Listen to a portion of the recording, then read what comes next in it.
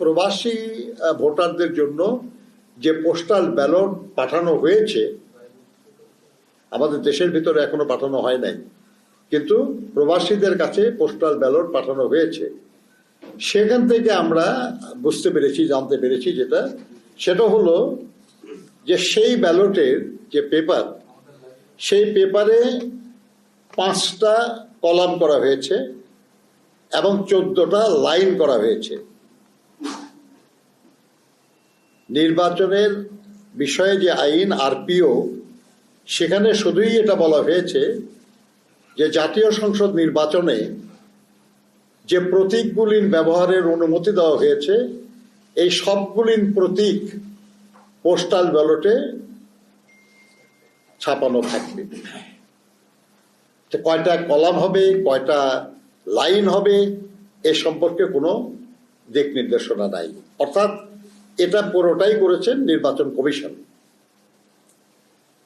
আমরা যখন নির্বাচন কমিশনকে বলেছি যে আপনারা এমনভাবে এই ব্যালট পেপারটা ছাপিয়েছেন যে তার প্রথম লাইনে দাড়িপাল্লা আছে, শাপলা কলি আছে এবং হাত পাখা আছে,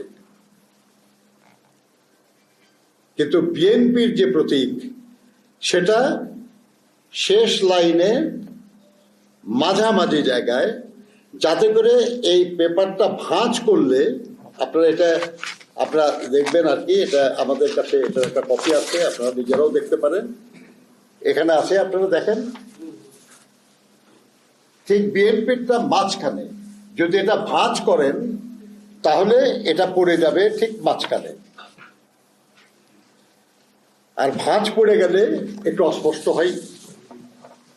এবং কেউ যদি ভাঁজ পড়া অবস্থায় দেখে তাহলে প্রতীকটা পুরো দেখাই যাবে না। ধানের শীষের উপরের অংশ দেখা যাবে এক পাশে, নিচের অংশ দেখা যাবে আরেক পাশে। আমরা মনে করি যে এই বিষয়টাই এমনি এমনি হয় নাই, এটা দৈব ঘটনা নয়, এটা ইচ্ছাকৃত। প্রধান নির্বাচন কমিশনার এবং নির্বাচন কমিশনাররা এই ব্যাপারে তাদের অজ্ঞতা প্রকাশ করেছেন যে তারা ঠিক জানেন না যে এটা কিভাবে হয়েছে এবং তাতে কোন প্রতীক প্রথম লাইনে বসছে, দ্বিতীয় লাইনে বসছে, এটা তারা খেয়াল করেন না। তারা বলেছেন যে এটা অ্যালফাবেটিক্যালি সাজানো হয়েছে।